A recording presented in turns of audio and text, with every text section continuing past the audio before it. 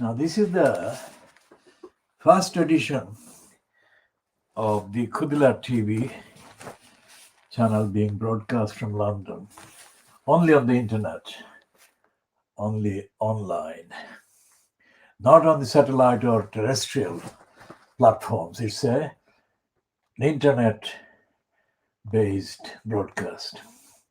Now, what we are looking at there is the continuing racist lying and incitement and hatred against Meghan by the Daily Mail. And we shall be looking at the context. And in this edition of the KhoodeelaarTV channel, we shall be looking at the racist Daily Mail against Meghan Markle and the racist scum of Rupert Murdoch. And we shall be updating on the latest outpourings of sadness and sympathy and disbelief following the arrest of a metropolitan policeman for the kidnapping and murder of a woman in her 30s, a white woman in her 30s living in Brixton, but she was attacked by him not far from our home, between a place in the next door borough of Wandsworth and the home borough of Lambeth. And the police's order to protesters today against assembling as a vigil for this very tragic kind of victim of murder by a policeman. And murder by a policeman, I mean, this sounds unbelievable. No matter how many times you say that sentence or say those words, it really doesn't come across as true or believable. So we shall be doing updates on that, as well as looking at the latest expressions of idiotic expertise by people who are commenting on the Supreme Court rubber stamping the racist removal of Shamima Begum's British citizenship by birth. And two of the kind of organs or platforms or outlets that have repeated the stupidities of this Tasneem Akunji, who is supposedly Shamima Begum's lawyer. I mean, completely, absolutely incredible. I mean, I am not going to say that he has contributed to Shamima Begum's kind of various losses in terms of the so-called legal challenges and applications. I'm not saying that at all, so I repeat that. What I am saying is that reading the stuff that he has been kind of reportedly saying, it is clear that this guy doesn't understand, and his understanding or his knowledge of the situation do not match what has been happening. For example, none of these kind of experts that have published completely bogus, false, inaccurate, and ignorant pieces of expertise, put that in there, about Shamima Begum, they don't refer to the main failings and the main failures. The one that we are campaigning on for a start primarily is to hold the Tower Hamlets Council accountable. They have not been accountable, and they have not been held to account. And this Akunji, on the basis of what I have read in the last kind of 78 hours about him being given a platform by Vladimir Putin's kind of Sputnik International and the right-wing Boris Johnson supporting corrupt outfit, the Spectator. Based on what he has been reportedly saying, this guy is stupid. Now, he's not alone in being stupid, soul cheater or solicitor. Most of the licensed law traders, generally, that includes barristers, soul cheaters, and soul cheater firms, most of them, the exception is very, very small. So let's say the absolute overwhelming majority of the licensed law traders, barristers, QCs, solicitors, soul cheaters, and legal executives lack the basic knowledge that they should have in order to, objectively speaking, qualify to be called licensed law traders. And even those who have some, let's say there are variances or variations between the amount between those various licensed law traders in terms of the knowledge they have. So between them, there is this other problem of willingness and courage and moral courage and integrity. So even if X licensed law trader has nearly the requisite knowledge of all the issues and all the laws and all the legal requirements and legal entitlements and all the rest of it, they don't speak all they know. And that reluctance is a mostly deliberate choice in order to keep their careers. So what they're doing is that they are abusing their knowledge, misusing their knowledge and not using it. They're withholding, and they're withholding service based on the knowledge and application of the knowledge to their so-called clients. Now, I have no idea whose solicitor he is in terms of the instructions and the actual evidence and what he has done, where he has been, and what he has been kind of looking for and what he has been told. But it is very clear that he has been acting as a spy or an information gatherer for the British MI6 and MI5. And he has admitted in the items that I have referred to in the 78 hours that I've come across and accessed.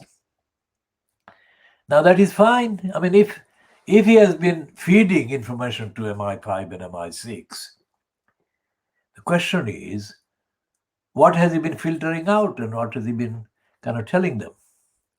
And the other question is, what is their agenda essentially? I mean, did they truthfully find any evidence that Shamima Begum was a greater threat than thousands of others, criminals, prosecuted, tried, and convicted criminals, all holding British citizenship, have? I mean, like Frederick Forsyth, in the piece that I have accessed online, says that Shamima Begum is a small fry, and that is a manner of speaking. And he's putting it in context in terms of all the other major criminals whose citizenship have not been touched. So Frederick Forsyth is not somebody that I kind of look up to because he's a right-winger and he's essentially a racist. This is something that he's kind of commenting on about Shamima Begum, and we have mentioned him before, a few months earlier. And we have also given him due kind of credit for saying the things that he has said. Not that he has said anything more than what we have said, but the fact that as a white person, kind of given a platform on the Beaverbrook racist Daily Express, Forsyth is the only one. Forsyth is the only one that we know in Fleet Street or connected with Fleet Street that has made even a tenth of the sensible comments that are justified. Although these comments are justified, and Frederick Forsyth has been the only one from Fleet Street who has said that, all the others have been silent, and we are going into discussing the stupidity and the corruption of the racist morons who currently control the National Union of Journalists, to which I belonged for several years, just formally. I didn't have any solidarity with the crooks and criminals that in the main control the agenda and the deliberations and proceedings of the National Union of Journalists. And I came across face to face with one of the nastiest racists of Irish origin who was involved in the National Union of Journalists corrupt project called Eastern News in 1981, based at the Victoria Park Square, few doors away from where the Tower Hamlets headquarters of the Metropolitan Police is based in Victoria Park Square, just outside of the Bethnal Green Tube Station, and not far from the Cambridge Heath Road, and opposite the junction of Bethnal Green and Cambridge Heath Road. Bethnal Green Road and Cambridge Heath Road. Now, Bethnal Green Road goes all the way up to Bishopsgate. And it passes the rich mess center, the corrupt center that the crooks in Tower Hamlets Council kind of funded completely corruptly and racistly. And the crooks included, of course, Michael Crook, who was for a number of years in post as leader of the Tower Hamlets Crooked Council. And this corrupt outfit, Rich Mess Center, has been backed by Una King and John Biggs. All of these references are absolutely central to this narrative, this diagnostic, investigative, original, world-exclusive narrative that we are running here on this channel and in this program. You cannot find any references to any of these anywhere. If you do find, let us know. But we know for certain that you can't find it because of the reasons we have explained, that they are all corrupt and criminal and racist and in denial.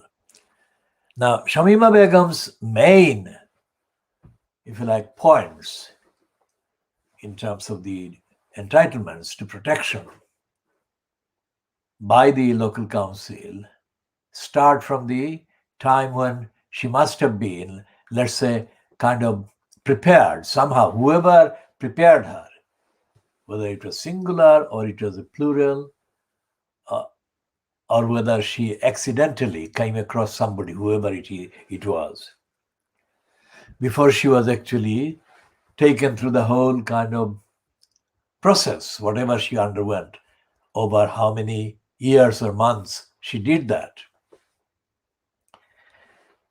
All those activities and connections and communications, if not every single one of those activities and communications and connections, could be actually listed, but most of those could be listed and found if thorough investigation on each one was carried out. And so far, today is the 13th of March 2001, which is 15 days, literally 15 days since the rubber stamping kind of idiocy was mouthed by this man called Reed, who evidently read out a kind of written kind of text, which we have downloaded or we have actually copied from the internet, the text on a PDF format. It's 48 pages. So when this man read out that rubber stamping thing, he did that either as a unfit person in the post of this, in that post of president of the Supreme Court, unfit because of lack of his knowledge about the law, the constitution, and the obligations, etc., etc. He did that, and he was either being an idiot or he was being a bigot and a racist and a liar, even by the standards outlined by Frederick Forsyth in the last 24 hours. Because Forsyth actually says that Shamima Begum is a small fry, and all the bigger fries and all the other bigger criminals, bigger threats to security, are perfectly entitled and perfectly being given the British citizenship untouched. They're keeping their British citizenship untouched, unlike Shamima Begum. Of course, Frederick Forsyth has no sense of community with the people of the East End and Tower Hamlets. Now, I have the community commitment and I have been doing this for decades. If he had the sense of community with people or even the general electorate, he would have used less offensive phrase about the East End. I shall come to the text of what he says that I have found offensive. He talks kind of down about Shamima Begum. She looks down at her, and he kind of expresses that by describing her as from the East End. And the East End he doesn't show any respect to. He kind of refers to the East End in a contemptible, insulting, dismissive way. So even though he is actually the only one who is talking in Fleet Street or only one linked to Fleet Street,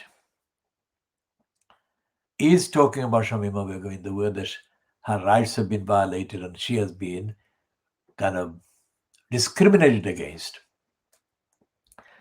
Even though he does that, and we give credit, as I've just given him credit so far a few times,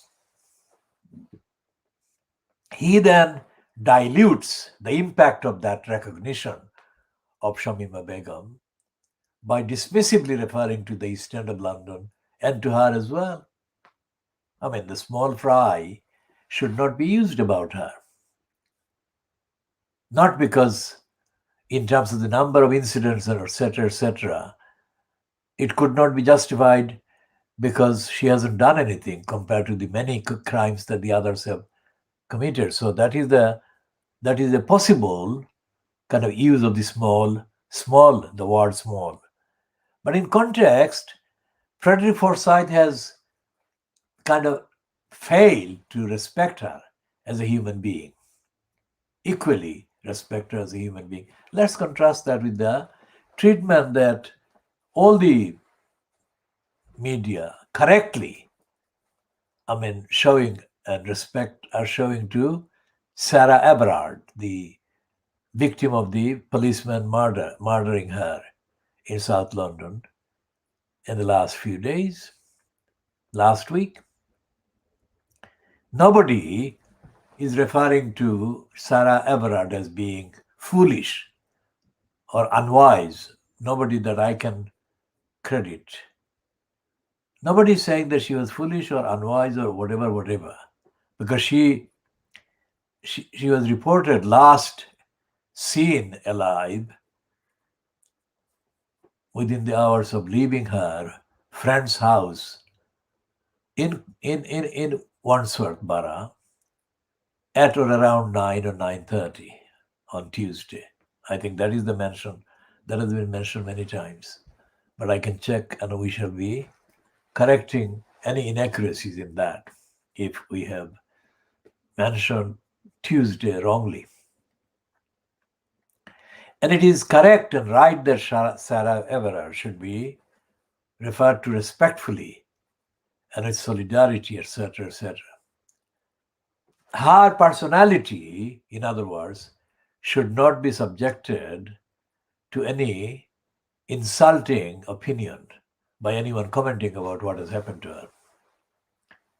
Although the circumstances are different in terms of what happened to Sarah Everard and what Shamima Begum has been put through.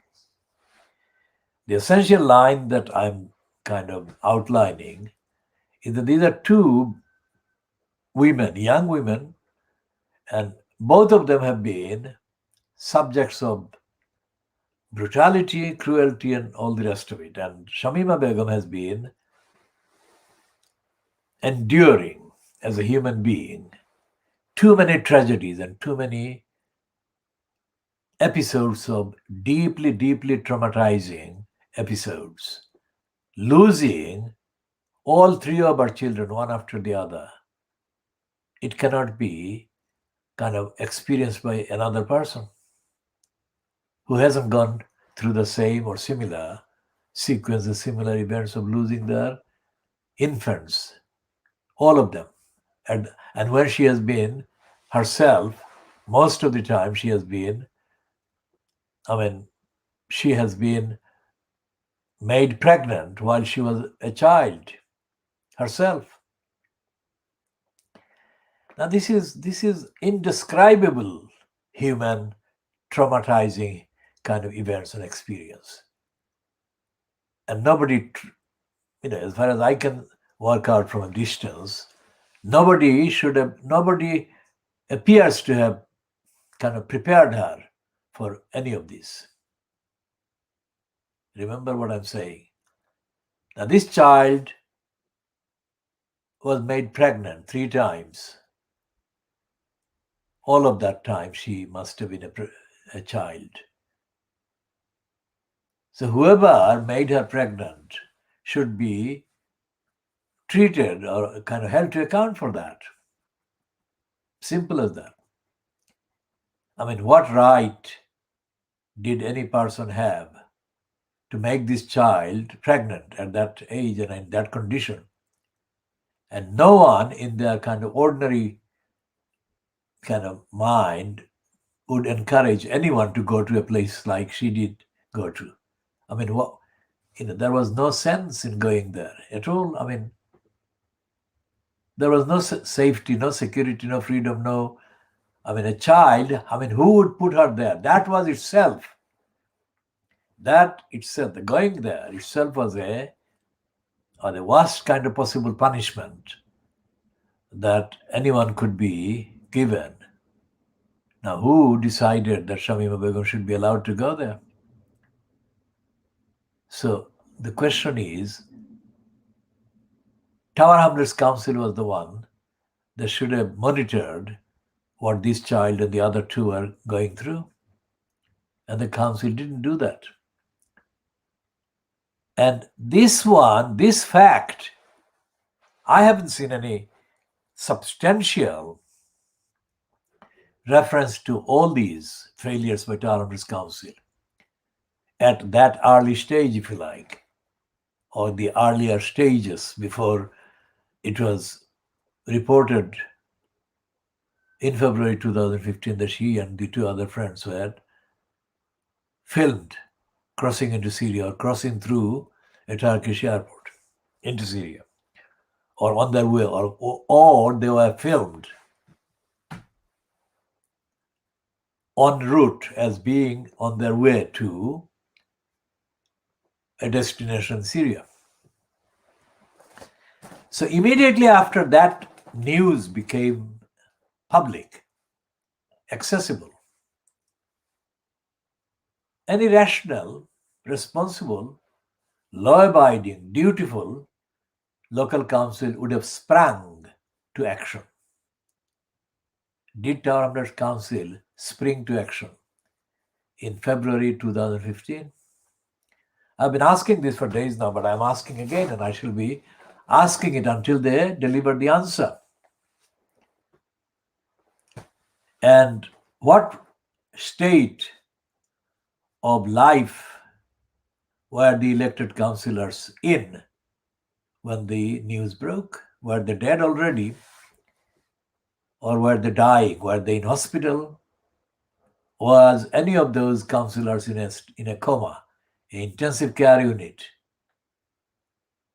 I mean, what stopped them doing their job, doing their duty, and raising overdue concern about the council and its duties as owed to the Shamima Begum and the other two girls? What did these councillors do? Remember February 2015? Councillors of the so-called opposition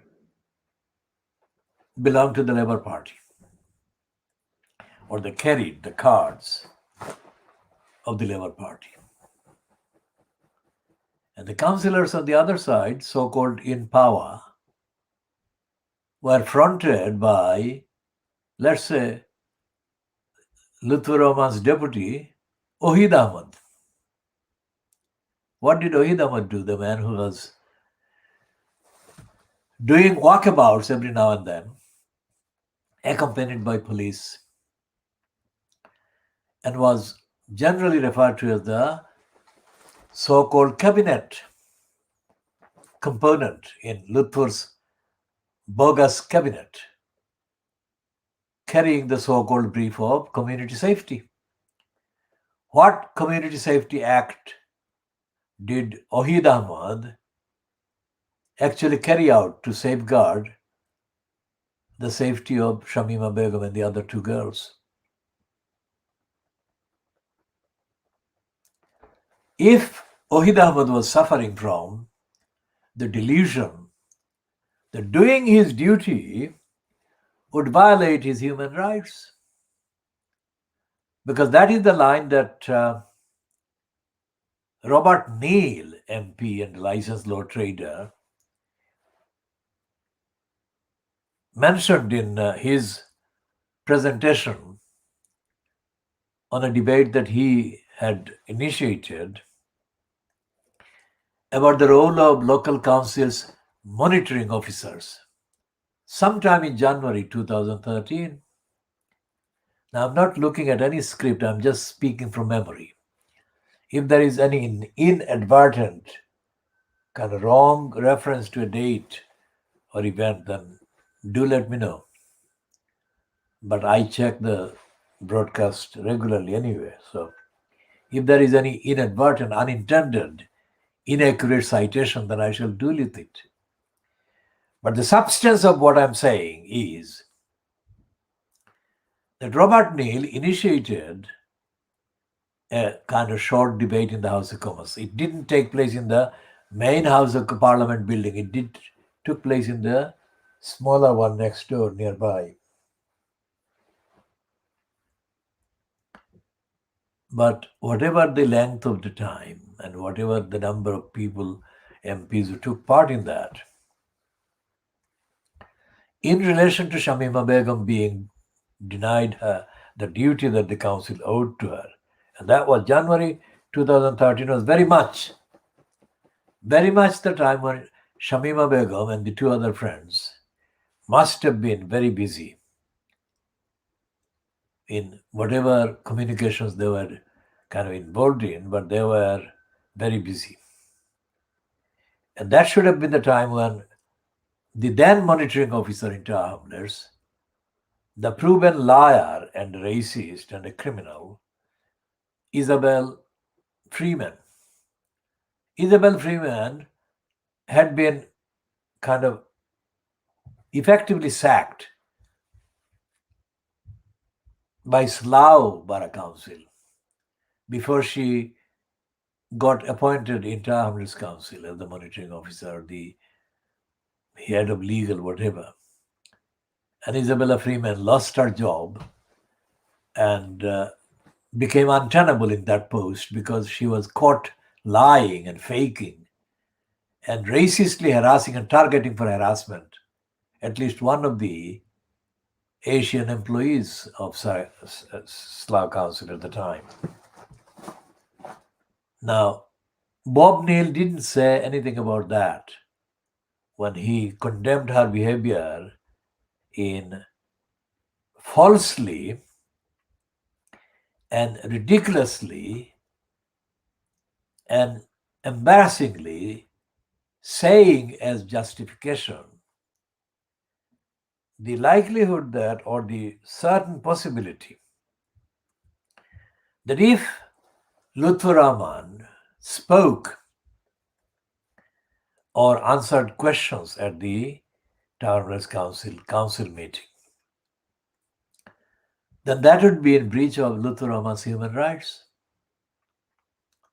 Now, can any rational person find a more ridiculous, stupid, ignorant excuse for Lutfur Rahman to be given legal advice? This woman was legal advice giver to stay kind of with his mouth shut. Because if he opened his mouth, answered any questions, then he would be losing his human rights. Now it's not sick, it's sicker. It's sicker than sick. Lutfur Rahman was imposed precisely because he claimed by seeking election, whether to council, whether to anything else, that he was the voice, he was the representative of the electors of the constituency, whatever the constituency might be.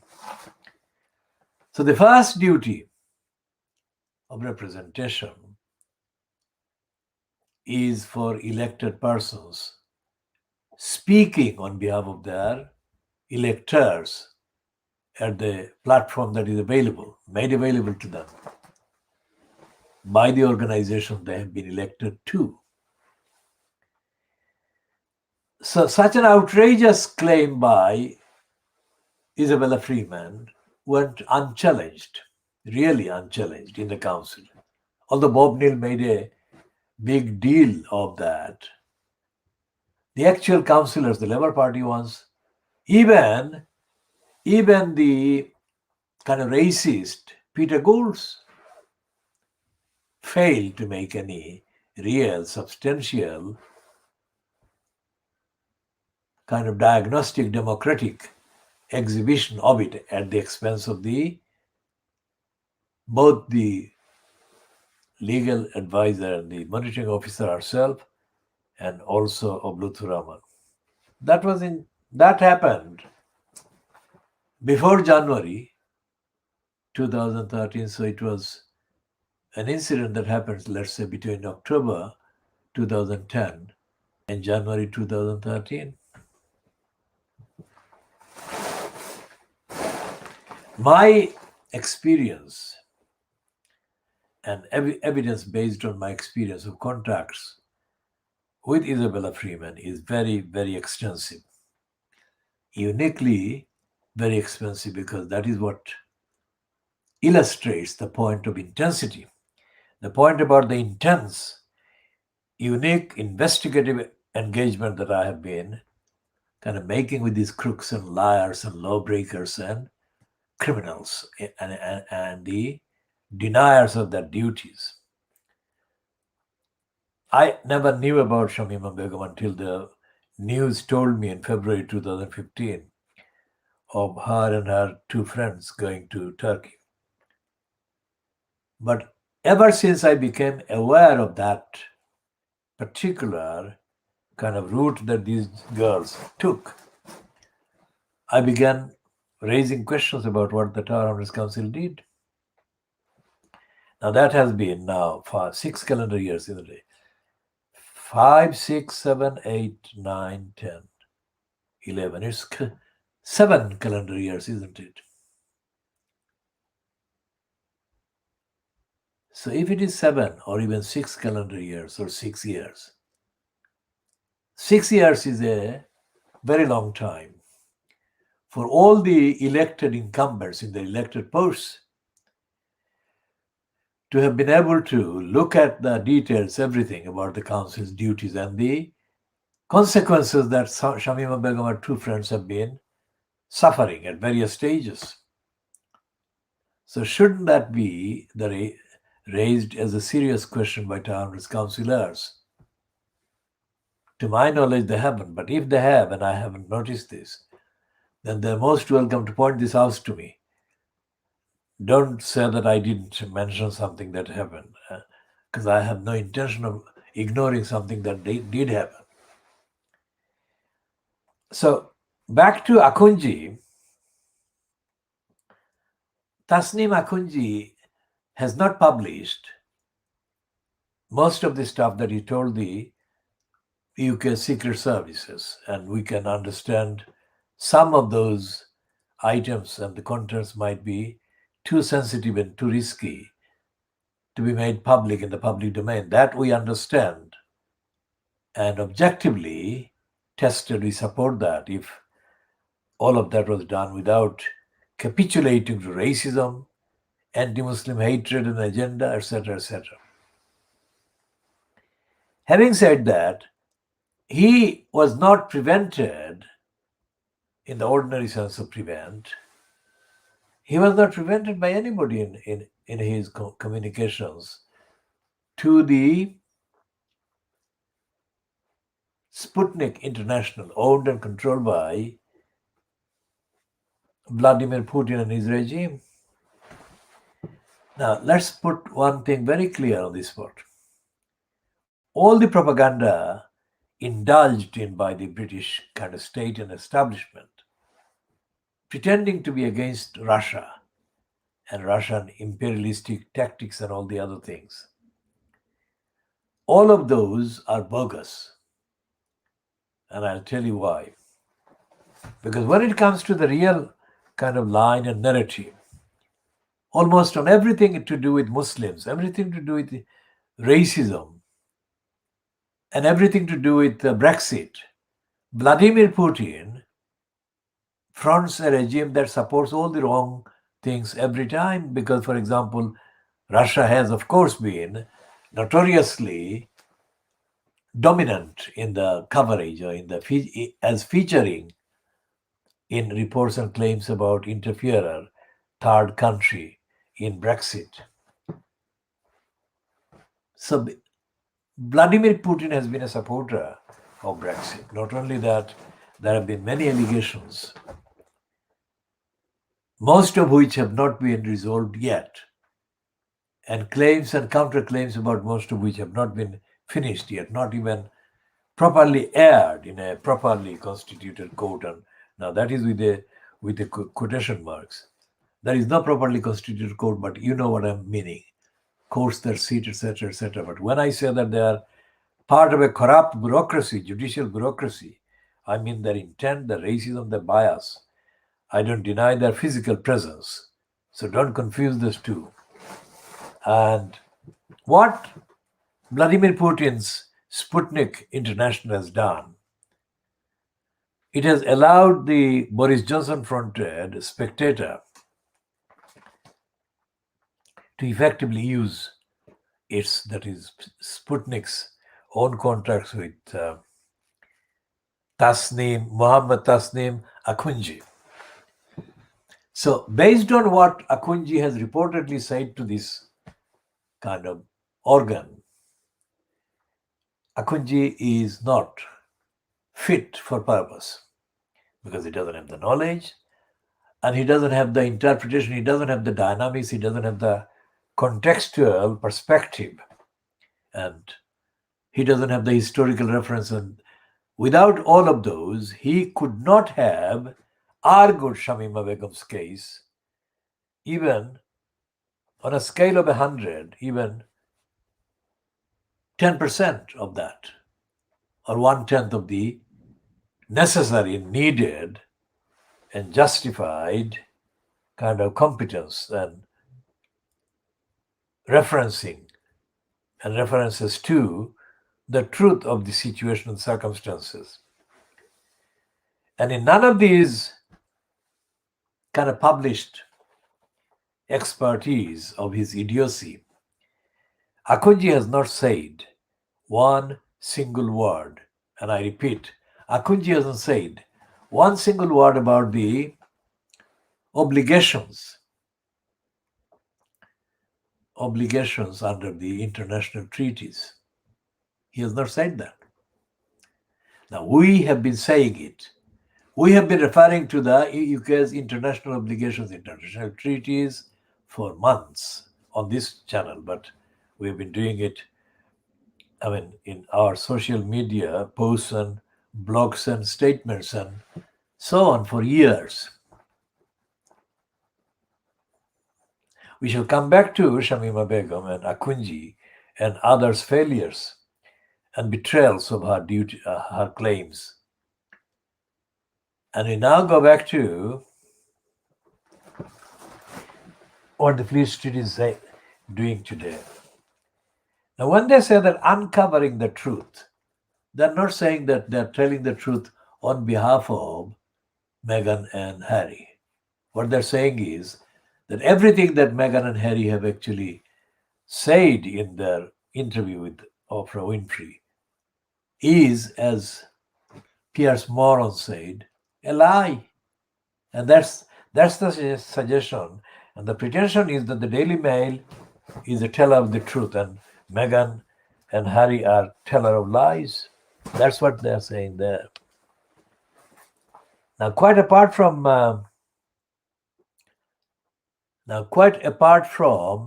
what they have said there in the Daily Mail, in the Daily Express, the print edition of the Daily Express contains a piece by Carol Moron.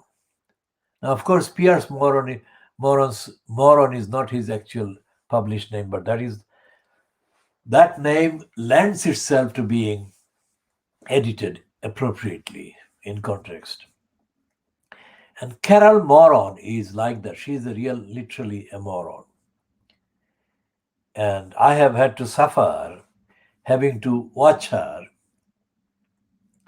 for longer than I would ever kind of have the patience to or the need to. But the need is there really, because you have to have the actual evidence in front of you.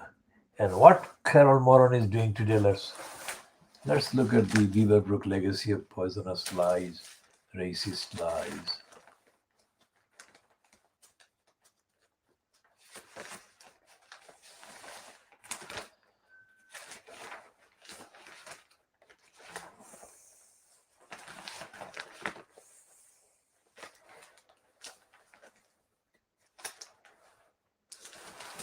Because this moron, there is the moron, Carol Moron. And what she's saying there is starting with the kind of utter, total, shameless servitude to the royal family. And she says that what William said when asked about the royal family being accused of being racist, she said that she wouldn't stop there, that she would have said much more. And what she says she would have said, or what she says Williams should have said, includes this. It is the quotation mark, she is putting it there. But he didn't say that, but she is saying he should have said that. And the Carol Moron script says, "How dare my deluded brother and his wife do this to us? How dare they trash my wonderful, hard-working wife, who day after day slogs her guts out for this family, yet who, in front of 50 million viewers, has been branded the one who made Meghan cry. How dare they?" Now, anyone who knows the colloquial kind of English would know that the phrase slugging out or slugs out is quite an extreme phrase, describing in an extreme way an extreme physical pain that somebody who slugs out is going through in slugging out. Now, the picture of Kate Middleton and Wills, when Wills made that statement, suggests that she is not only not slugging out, But she's not doing any hard work either. She's just posing. And her kind of clothing show that she has not been even running or walking fast. So to use that kind of phrase by Carol Moron is evidence and proof that it is Moron who is slugging out against the tellers of the truth, Meghan and Harry. In context, I say that because it is quite possible. People outside don't know most of the things that go on in the family, any family. So what we are relying on and focusing on is the actual parts and bits that have been actually broadcast. And this is the broadcast bit that they are now kind of taking apart. And they want to say that everything that Meghan and Harry have said in effectively exposing the racism and the kind of bias and the bullying by the royal family, the racist bullying, everything has been actually too true. So what do you do when you are accused of doing nasty things? You don't go and, if you are nasty like Theresa May, but we'll come to Theresa May as being the nasty conservative later. If as Meghan and Harry have proved, they have been consistently generous, let's say. And when the it won't settle, but notionally, when the dust settles, that is to say, when all this explosive propaganda after the Oprah Winfrey interview is treated rash with less hostility, probably it will be seen that instead of attacking Meghan and Harry after the broadcast, the royal family should have apologized immediately. And the Fleet Street paper should have been told that is what the royal family has publicly said. And the royal family does mean that. If that was done, then that would show that both the royal family and the Fleet Street media are not racist, are not biased. What is racism? We'll come to that in a second. And if they said that we are sorry, and if they didn't add the thing about recollections varying, then I, for one, and other people who are objectively sympathetic to Meghan and Harry in the context of all these, we would have given them the benefit of the doubt. That is to say, we would have said that Brenda and Brian and Kate Middleton and Wills are only human, and they're on a correct path now that they've apologized. But there is no sign of that. In fact, the way that Fleet Street and the Daily Mail, the way they are running this continuous attack on Meghan and Harry shows that they will not give up. And they will not give up until the Brenda's family is completely destroyed as a royal family. Because as the Fleet Street papers are in denial, because their agenda is to come across to Brenda as being her servants and loyal to her. Now, what is happening in the outside world, that is in Asia and Africa and the other parts, even North America, including the USA, large numbers of people in the USA, public, members of the public, about this fantasy family, is that it is being laughed at and it is being ridiculed. Now, when Trump was doing the lying, he was in no mood to accept anything. Everything that was told to him, said to him, that he was wrong and he shouldn't continue, he should shut up and he should let the presidency be seen in perspective, in context. Far from accepting any rational advice like that, Donald Trump continued. And it is quite clear now in the USA, where the votes are, that Trump destroyed his own, Trump destroyed most of his credibility that he did not have lost, but he did lose because of his behavior. And what has happened? The royal family has now lost a lot of credibility. Every day it is in denial, and every day the Fleet Street, it relies on Fleet Street and the British media to shore it up. The more it loses. The royal family is losing on a losing streak. But they don't want to accept that. They don't want to admit that, because they are convinced that if there is a peace against Meghan and Harry, then that will kind of transform itself into a campaign against Meghan and Harry on the USA and in the international field. It will do no such thing. Just a parallel, just a kind of topical example from the campaign against Brexit. Because there is a peace today, or there is a peace in the last, let's say, 24 hours, probably featured in the Financial Times as well, that the biggest losses to business deals and business kind of exports or business transactions lost directly as a result of Brexit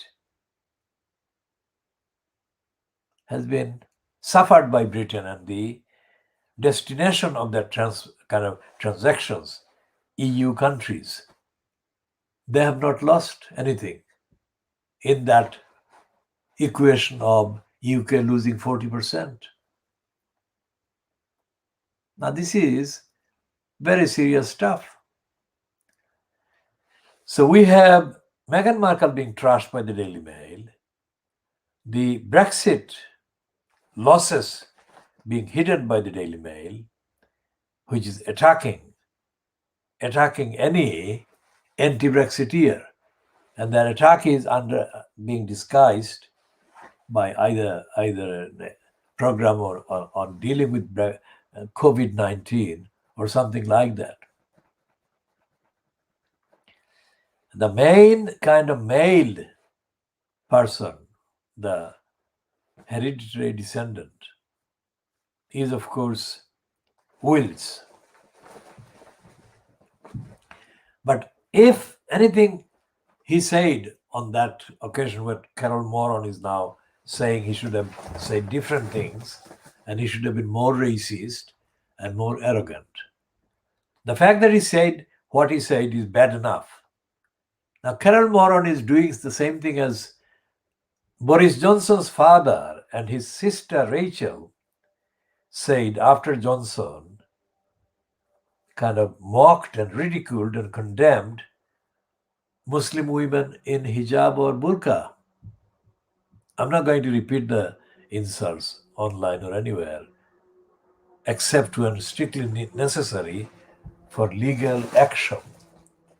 When he said what he said against Muslim women, Stanley Johnson, the biological father of Boris Johnson, and Rachel Johnson, biological sister of Boris Johnson, they spoke separately. They didn't speak like that. They were standing next to one another all the time. They spoke on the same question when they were asked about why did Boris Johnson insult the Muslims the way he did, or words to that effect. They said, Rachel Johnson and Stanley Johnson said, that Boris Johnson should have been more anti-Muslim and anti-burqa and anti-whatever. Because in the actual statement that Boris Johnson said, He said the worst possible kind of things against Muslim women. But his sister, a woman, remember, a sister, a woman, and his father, Stanley Johnson, both of them used the same exact identical phrase in their so-called response to the then riot going on, based on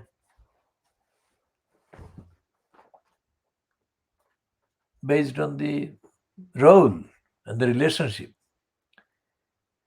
between the statement that Johnson made and the right, as Rachel and Stanley were implying openly, right he had to be more anti-Muslim, more racist,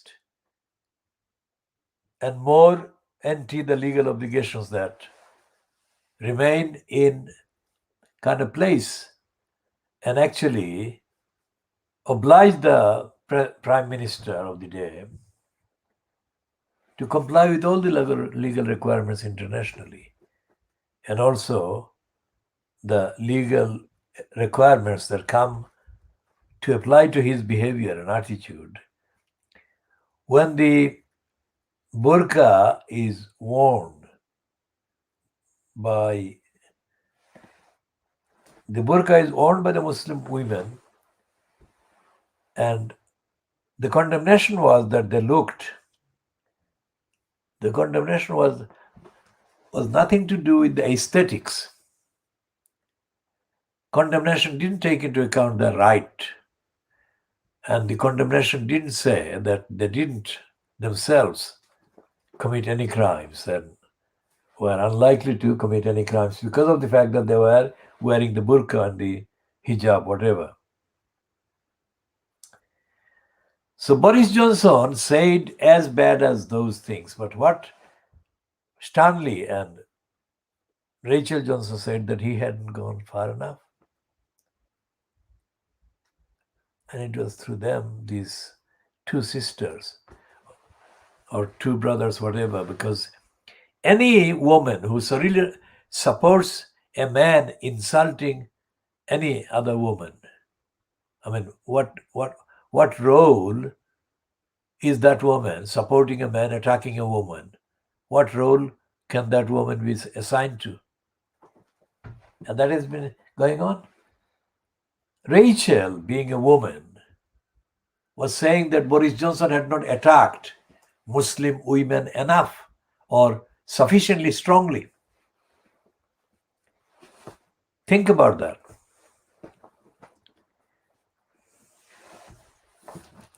So while we are at kind of totally in solidarity with the vigil, today's kind of scheduled vigil by people, both men and women, I think,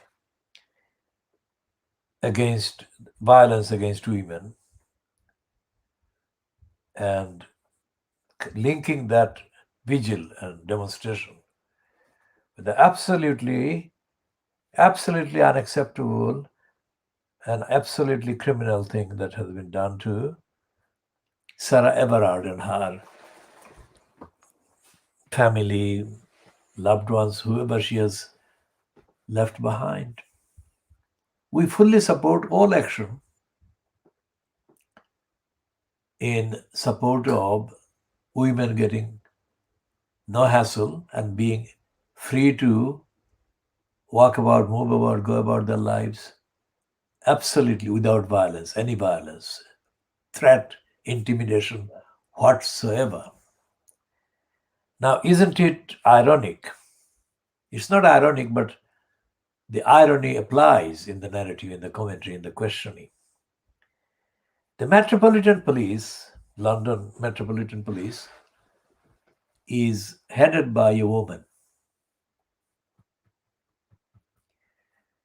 Cressida Dick. Now, this is the same person. I'm not connecting the two things, but this is the same person who was not a commissioner at the time, but she She was incumbent in a senior post in the Metropolitan Police. When this absolutely innocent Brazilian man was shot point blank dead in the tube at a station in London, in Lambeth.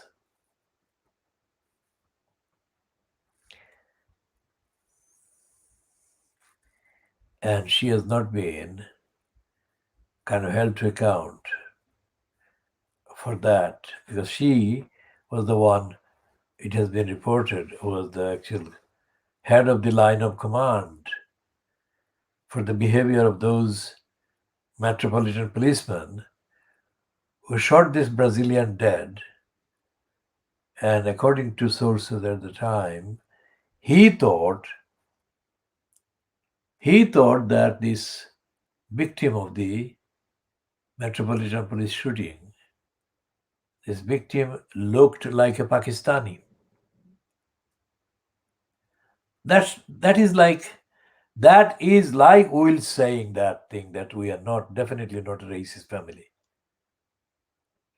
Because even if that Brazilian looked like a Pakistani, how did that entitle those killers to kill him? Because looking like a Pakistani cannot be an offense. And yet, when they shot him and they thought that he looked like a Pakistani, they must have assumed that he had been already kind of arrested and charged and prosecuted and found convicted of one or more crimes. Well, this Brazilian wasn't tried or arrested or convicted, whatever, of any crime.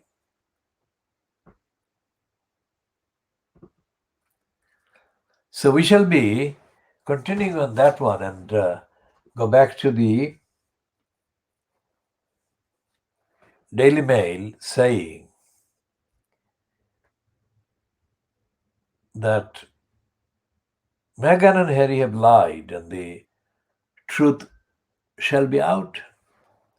Now, as it was the platform of Oprah Winfrey that they appeared on, let's look at what they're doing to Oprah Winfrey. In the decades that Oprah Winfrey has been building her kind of platform, the British papers, Fleet Street, the media, have not condemned her in the way that they are now condemning. And they didn't do anything like that even after Sarah Ferguson appeared on the Oprah Winfrey program, or appeared before Oprah Winfrey doing the interview. So why is there such kind of bile, that is hatred, the poison, against Meghan in the Fleet Street papers? The answer is not complicated at all. The answer is that they are guilty, that's why. It's their guilt that makes them so desperate as to go to a point where, in the course of few months, they have described Thomas Markle as being near to death. And then they are now describing her effectively as very prominent, as a candidate for some kind of recognition, public recognition. Meghan Markle has been interviewed by Oprah Winfrey as a result of initiatives taken by Oprah Winfrey. We have said that before, but it bears saying it again, it bears repeating in order to give a contextual, updated picture. Oprah Winfrey, of course, met Meghan before Meghan met Harry, or Harry met Meghan. Because Meghan was already an active actress in the cinema. And that being Hollywood, it was not an event. It was just the normal things that they do in Hollywood. And they meet Oprah Winfrey. And it's the norm, it's the done thing, it's not the undone thing. It's not. And Oprah Winfrey has not been in obscurity all this time until she interviewed Meghan and Harry. And yet, the Daily Mail, the Sun, and the others are writing it in such a way that Oprah Winfrey didn't exist, she was unheard of, and that it was Meghan who took the initiative and contacted Oprah. And from that onwards, the various kind of details were worked out, and the interview was agreed after the conditions, etc., etc. Now, that is not true. It was not Meghan who approached Oprah. It was Oprah who approached Meghan. Here is let's see what they're saying today in the Daily Mail against Oprah.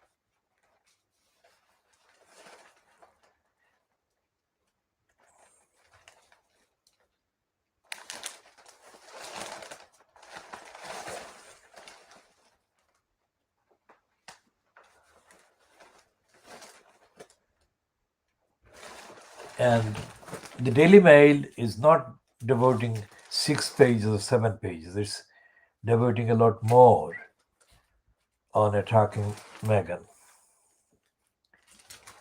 So we shall come to, it's got pages and pages, including the 2-page spread about keep the royal family flag flying. Trust the firm to keep the flag flying. That's the actual headline or heading.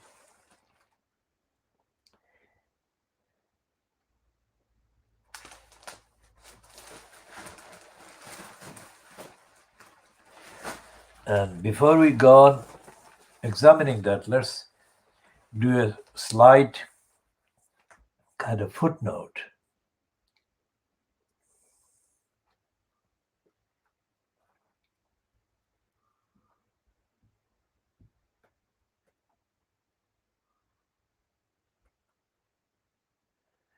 And it's a footnote caused by this item by Amanda Platel about Pierce Moron. and it's headed My Truth. My is underlined. My Truth about the end of the Piers, Piers, Piers show. That is Piers Morgan. Now, this is on page 23 of today's Daily Mail. And Amanda Patel is an Australian woman, Australian extremely racist woman. Now, let's see if she repeats the racism against Meghan here.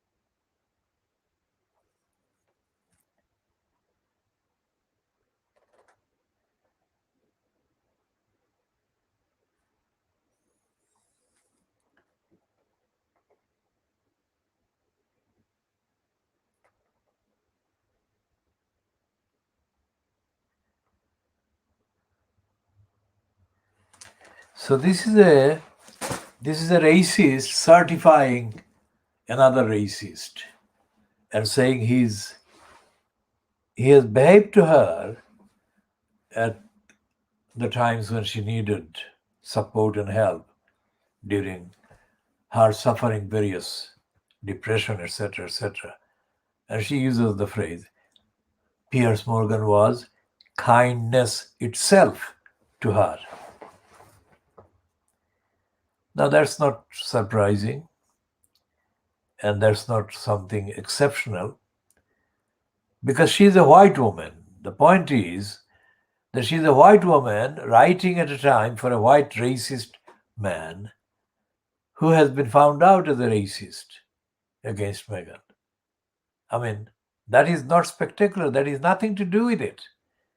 The fact that she and he have remained friends despite the various kind of contest, rivalry, whatever, makes no sense at all. The issue is not whether the racist has been unkind and brutal and dishonest and offensive and aggravatingly racist against a white person. That has not been the issue. The issue is, has he been kind to black people who have raised serious issues about racism anywhere? That is not there in the Amanda Patel thing. So the diagnosis of Fleet Street is there. That lines of racists have been lining up to certify that Piers Morgan is kindness itself.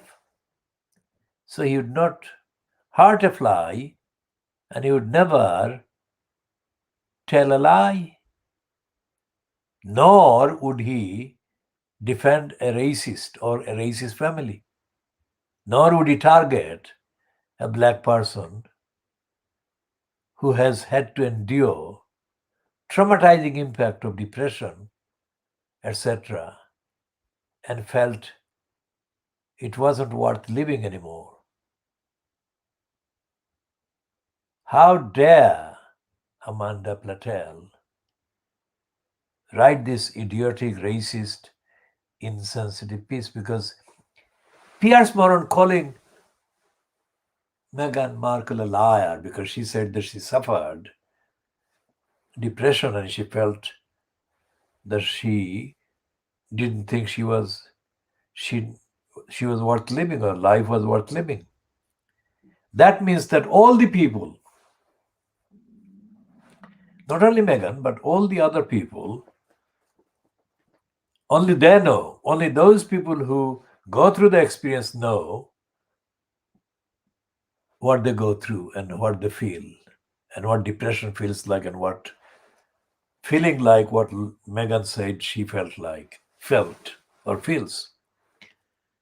Who is Piers Morgan to say that she's lying about her depression, and who is and and that Amanda Platel is not lying when she said that she suffered depression many times, including in 1996 when her brother died and she felt depression again. That's her saying it. So is it okay and is it believable that a white woman who hasn't been attacked by anyone only lost her brother but felt depressed, that she is telling the truth?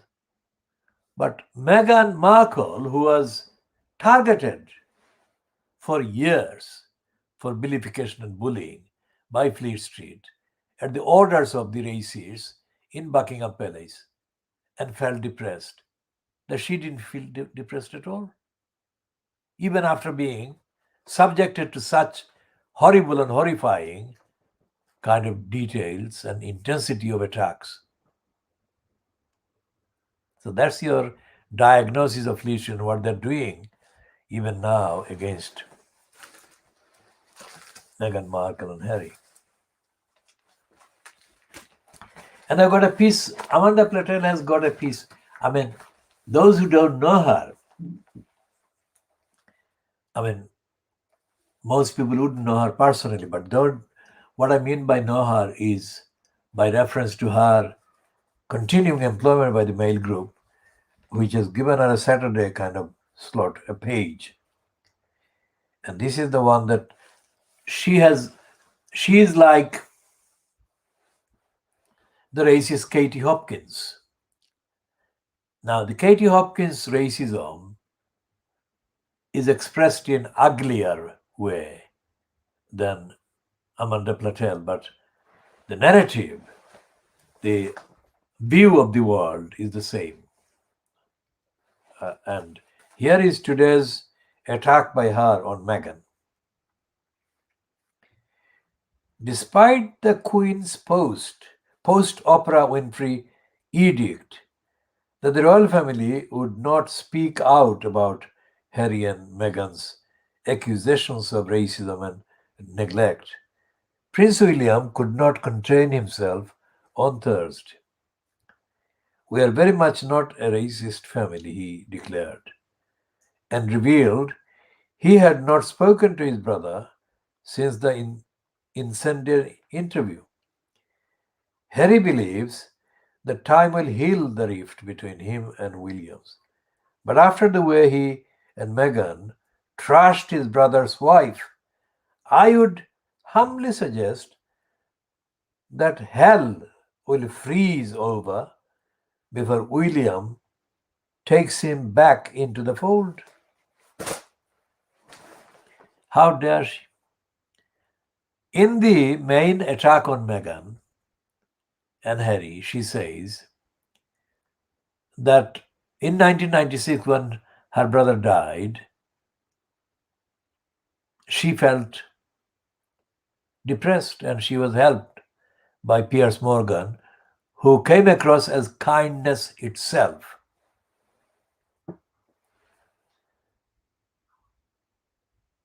She says that totally with absolute kind of confidence that everything she has written is without any malice against Meghan and the absolute truth on the facts. How can she then deny Harry any humanity at all, because his wife has been subjected to such a brutal program of harassment and lying. And she is saying that Harry has no right. Harry has no right to feel any empathy towards his wife, which has been there, who has been the victim of racism and bullying. So that's the diagnostic evidential ugliness of the behavior of the likes of Amanda Platel. And all of these are rallying against Meghan and Harry because the Meghan and Harry's interview, amongst any other revelations, has firmly identified the behavior of the so-called royal family as being racist and racistly motivated and racistly perpetuated, and by Amanda Platel's confident prediction that hell will freeze over before Williams speaks to Harry again. By that confident,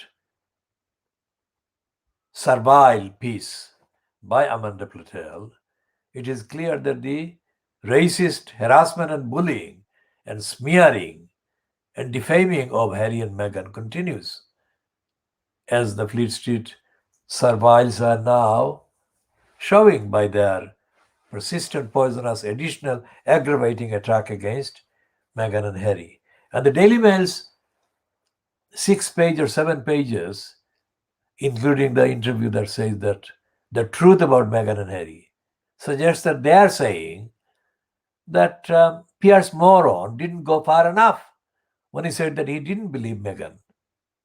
That they are saying there are further kind of dirty truth about these pair of unbelievable people. So they're going further than Pierce Moron did. Just like Rachel Johnson and Stanley Johnson, her father, Boris Johnson's father, said about Boris Johnson's attacking Muslim women who wear burqa as resembling or looking like bank robbers. That they said, Rachel and Stanley Johnson said that he had not been brutal enough, that he had not been anti-Muslim enough, that he should have been more anti-Muslim and more brutal and cruel than he had been in that remark or that expression, that statement against Muslims, Muslim women wearing burqa.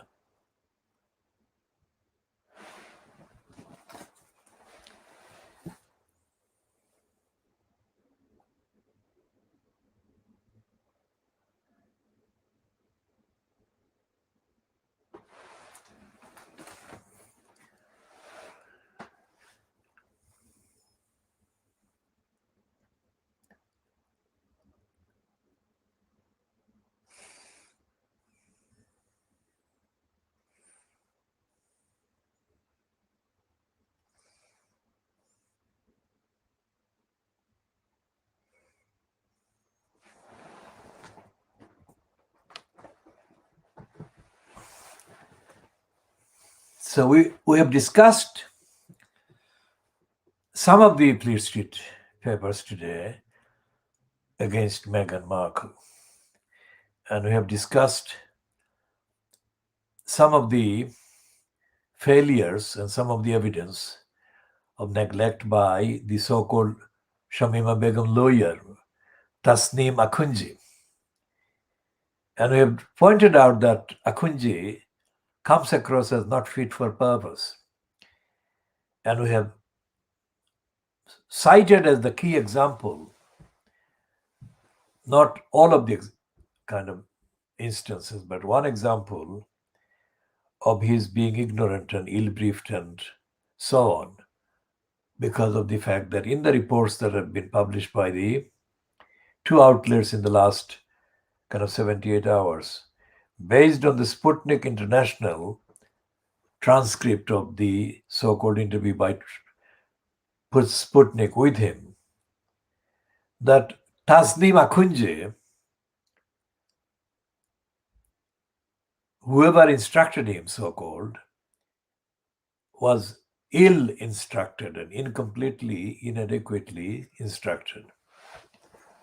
Even though he was inadequately and ignorantly instructed, he failed in his duty to find out all the truth about the various people and sources and parties that had owed duties of care and safeguarding to these children and had let them down, and that let them critically down, centrally betrayed them by exposing them or allowing them to be exposed to being misled over a number of years. And all of that should have been cited as part of the kind of causal factors causing or contributing to the derailment of the lives of these children. And there is no reference to any of that in any of the published accounts of these so-called rulings about Shamima Begum, either the rulings of the Supreme Court or the rulings of the Court of Appeal or of the so-called immigration tribunal that wrongly has been applied. And in all the quotations and all the statements attributed to him by the Sputnik International kind of item,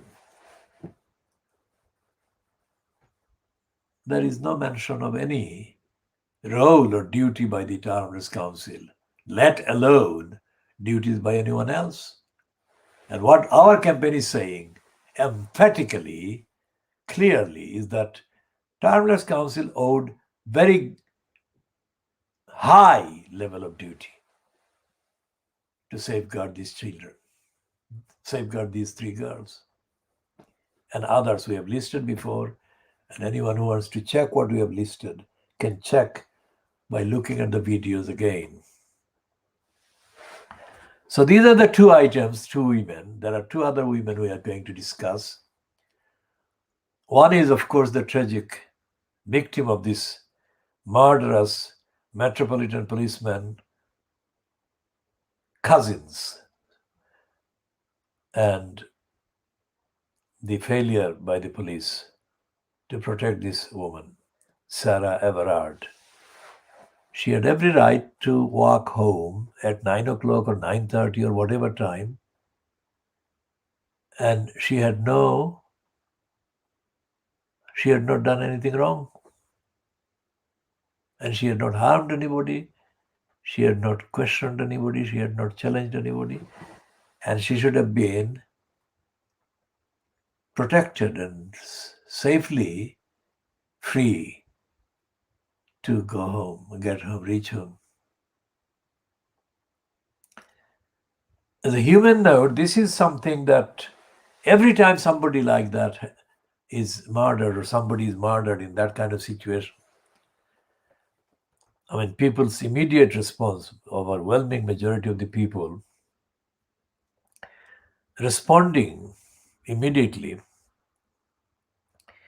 show more kind of signs of sympathy and feeling empathy and sorrow and solidarity with the parents, loved ones, family, like happened with the suicide of Caroline Flack, the kind of celebrity television presenter.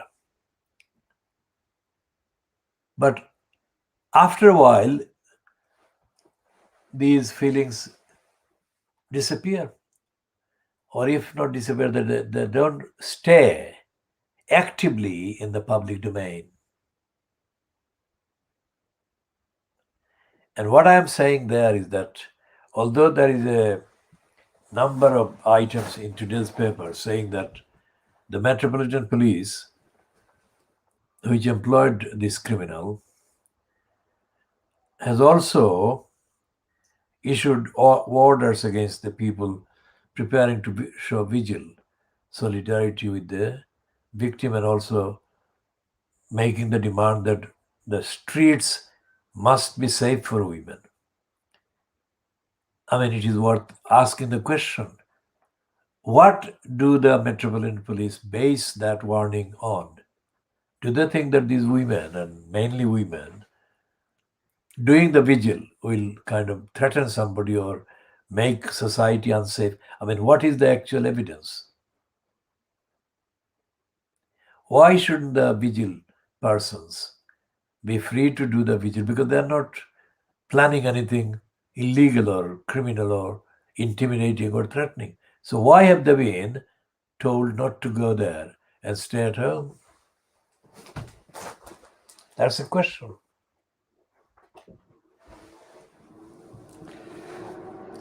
As the issue is wider, I think we shall be kind of continuing both about Sarah Everard and Roxana Fias in the next part. I think that would be capable of allowing a wider, lengthier kind of scope to discuss.